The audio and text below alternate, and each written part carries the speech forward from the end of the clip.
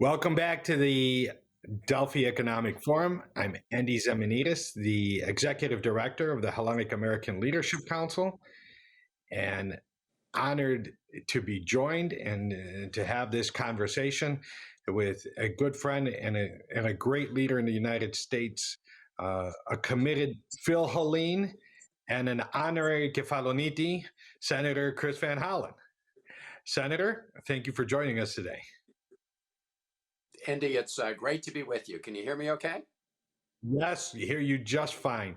All right. Senator, Well, it's great to be with you, and thank you to the Delphi Economic Forum for putting this together, and I'm looking forward to the conversation. It's good to join you right after my friend, the Lieutenant Governor of California. so Senator, we were together at the end of last year for the Delphi Washington Forum, and the world has absolutely flipped since then, or flipped out. Uh, would you like to give us just a little bit of context before we get into detailed questions?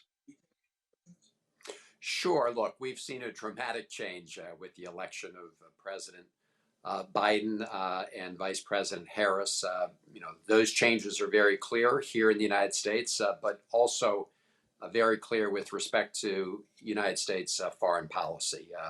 Joe Biden is somebody who believes that America should engage with the world and that we should stand up for important values that bring us together with so many of our allies. Support for democratic governments, rule of law, open and free press. And that's a stark contrast to the former president who spent a lot of time cozying up to authoritarian leaders and undermined American credibility when it came to those principles and values that I just mentioned. So again, the United States is not perfect in its application of all those principles, but at least we have a White House that is determined to put those principles and values as a centerpiece of our foreign policy. And in terms of Congress's role, one of the other exciting developments since we last spoke is now you are a member of the Senate Foreign Relations Committee, which adds to your oversight. You're also on the Appropriations Committee, the State and Foreign Operations Subcommittee. So you've always played in this area, and you've been a strident and clear voice on democratic values and human rights. And now the administration says they're back in as a central part of American foreign policy. You just alluded to that, and we saw one test case on another issue that you've led on over the years, the Armenian genocide recognition, which Lieutenant Governor Konalakis just referred to.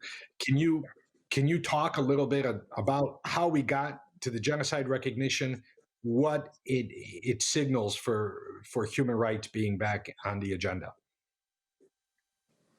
Yes, this was a very important statement from the President of the United States. We've seen previous candidates for president say that they're going to recognize the Armenian genocide if they're elected and become president. But Joe Biden did it. I'm pleased that Congress came together on a bipartisan basis and passed the Armenian genocide resolution just a while ago in the last Congress. But it was good to see President Biden do this, and it's a statement of the fact that we have to learn from history. We have to recognize history. We have to understand and acknowledge the atrocities that took place in the past as part of an effort to prevent those kind of atrocities and genocide in the future. And so I was glad to see him make that statement and recognize this past awful reality for what it was. And hopefully that will also signal that he will continue to put those values first and foremost. In other words, recognizing the truth and standing up for human rights. And I'll remind people, some of our audience who saw your last appearance, you've been working on Eastern Mediterranean issues and Greece specifically for a long time as a staffer on the Senate Foreign Relations Committee, where you worked and were mentored by the late great Paul Sarbanes. In the House, where you rose to leadership, and now in the Senate. And specifically, going back to that state and foreign operations role, you helped increase IMET spending, international military education training spending for Greece. You were an original co-sponsor of the East Med Act that puts in more money for Greece. How do you see, in terms of, there's a debate now we see between resources and ambition in American foreign policy. Do you see any opening for deeper development of the Greek American security relationship, and might there be more resources available for that? Well, yes, and I certainly hope so. I am pleased to have recently joined the Senate Foreign Relations Committee. As you said, I serve on the subcommittee that works on Europe. And as you mentioned, back in the 1980s, I was a staff member on the Senate Foreign Relations Committee. So it's good to be back in this new capacity. And as you said, I also serve on the Appropriations Subcommittee that works on foreign operations and appropriations. And in that capacity, I have worked hard with my colleagues, but led the effort on the IMET, increasing IMET for Greece. This is an important military and education training program. And as you know, we also, for the first time, provided IMET funding now for Cyprus. I do hope that we will expand our overseas, our budgets to engage with the world, because I think it's in our national interest in the United States to do so.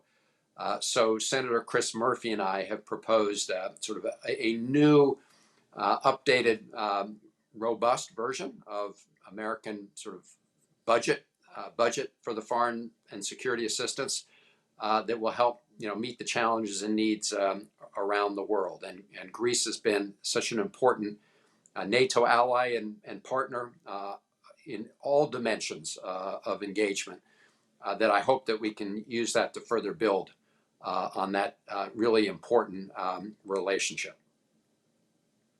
You mentioned Cyprus in the context of the security relationship with the United States, but let's go back to the Cyprus issue, which again you've been working on for decades now as a staffer, as a representative, and now as a senator. Back in the fall, you and Senator Menendez issued a strong letter pushing back at the Turkey's and the Turkish Cypriot opening of Varosha. You sent signals with clear questioning to Secretary Blinken during his confirmation hearing to push back at Turkey's claims or insistence on a two-state solution in Cyprus. But then a couple of weeks ago in Geneva, Turkey completely ignores U.S. position, clear statements from senators like yourself. How is that being interpreted in the Senate, first of all? Have you gotten any feedback from the State Department? And how are you going to keep the pressure on Turkey in its continued occupation of Cyprus? Well, Turkey has unfortunately been a very unfaithful NATO ally and undermined American interest in many ways, including their purchase of the Russian S-400 system, their attacks on our allies, the Syrian Kurds, who were so important in the fight against ISIS, to their encroachment on Greek territory and airspace, and finally, when it comes to Cyprus, and they have, as you say, Endy, sort of thumbed their nose at the international community in the United States. Most recently, as the UN Secretary General tried to mediate once again, bring the parties together on Cyprus, and Turkey's position is now that we're not going to seek a bizonal, federated, unified Cyprus, but having occupied northern Cyprus for decades now, they essentially want to normalize that occupation. And we cannot allow that. We must be unambiguous and clear, and certainly, make it clear to others around the world that any kind of, recognition of a separate state in the north is a violation of international law, is a violation of, all the other principles and values that we've been talking about. In the meantime, I do hope that the Biden administration, and we've been pushing them, and will encourage them to really fully engage on the Cyprus issue, because, as you say, the position that Turkey's now taken is a step back from even where they were before, which was not a constructive position before, but it's gotten even worse. So I do think the Biden administration is going to need to, step up on this issue, and again, make it very clear what our position is and what we expect. Senator, following up on that one, you've long argued, just like you said, we got to be clear and unambiguous towards Turkey.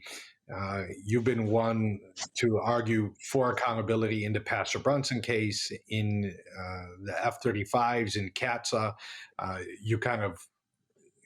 You won the argument in all those cases, and proving the point that it's clarity and not quite diplomacy that works. We got Katsa. The Biden, at the end of the Trump administration, the Biden administration detailed the sanctions. We got the ejection of from the F-35 program at the end of the Trump administration. The Biden administration has carried through with it. And Ned Price, the State Department spokesperson, has been shockingly clear, unprecedentedly clear from the podium at state. Are there more measures in terms of holding Turkey accountable that beyond rhetoric that we may look for? Well, as you pointed out, the measures that we were able to take did go beyond rhetoric, and Congress did push the Trump administration across the board. We had the prior president, President Trump, developed this very cozy relationship with Erdogan. He thought somehow that, by cozying up to Erdogan, that Turkey would begin to listen. That was clearly a failed strategy. So we are continuing to block Turkey's participation in the F-35. We will make sure that the Biden administration continues to impose the CAATSA sanctions because of Turkey's acquisition of the S-400. And I do believe that when it comes to Turkey's violation of international law and encroachment on the territorial waters of Cyprus and Greece, it is important that the United States work with the EU to make clear that there will be costs if Turkey continues to engage in that kind of conduct. There are some early indications, although you never know, that since Biden was elected to the White House, Erdogan and Turkey have tried in some ways to put out signals that they want a more cooperative relationship. But my view has always been, watch what countries do, not what they say. And so far, when it comes to Turkey, we've seen what the position they've taken in Cyprus. We just talked about it. And we've also seen actions that they've taken in other parts of the region, including with Azerbaijan against Armenia. So look, I think that it's really important to be clear, vigilant, and work with the EU and others to make it. To the extent working in a united fashion is always more effective. And so, to the extent that we can make clear that malign conduct will be met with penalties and costs, the better. Thanks for that. Now I want to turn back to the domestic front. because as experienced as you are in foreign policy, you've also seen the wars. You've been DSCC chair, DCCC chair. Bill Antholis just a short while ago talked about the challenging map for 2022. I have to note that you're up for re-election in 2022, so you're part of that map. But it is astounding how fast the Biden administration has started, given a 50-50 Senate and only a 6-seat, I believe, majority in the House. So a couple questions. Can you give us a 100-day grade for the Biden administration, and how do you see the 2022 election cycle playing out? Well, I do give the Biden administration a top grade for the first 100 days because even in with thin majorities in the House and as thin a majority as you could get in the United States Senate, right, a 50-50 split with the vice president casting the tie-breaking vote, we were successful at passing the American Rescue Plan. And that is essential for, defeating this pandemic, helping, those around the country, families, workers, small businesses who've been hardest hit, getting relief, and also, giving the economy a boost. And Secretary Yellen, Secretary of Treasury, predicts that by the summer of next year, we'll be back to, lower unemployment levels that we saw prior to the pandemic. And then we've got to build back better, which of course are the other parts of the Biden administration's ambitious agenda. These two big bills they've put forward, one, the American Jobs Plan on infrastructure, the other, the American Families Plan to provide for education and workforce training opportunities. And the reason I mention these, Endy, is that I think it goes with your second question. Typically, I think as campaign watchers know, when you have the party that is in power in the White House and with both houses of Congress has a tough time historically in the midterms. There are exceptions to that, and I do believe that making this one an exception will require us to deliver for the American people. And the American Rescue Plan was a important, very important step forward. And it's going to be important that we work together to pass the other key elements of the Biden administration agenda. And while we want Republicans to work with us in that effort, as the president has said, the most important thing is that we deliver. We cannot wait for the slowest person in the room to get us over the finish line. So I do believe that Democrats can both hold on to the Senate and the House in the midterms if we're successful at delivering, continuing to pull us out of this pandemic and delivering on the economic front. Senator, thanks for joining us. There's that Chinese curse or blessing that says, may we live in interesting times. We certainly are in interesting times, but a lot of activity in the first 100 days, and looking forward to maybe getting your take on the next 100 days. So good luck with everything, and thanks for joining us at the Delphi Forum. Great to be with you. Thanks, Endy. Good to be with everybody else too.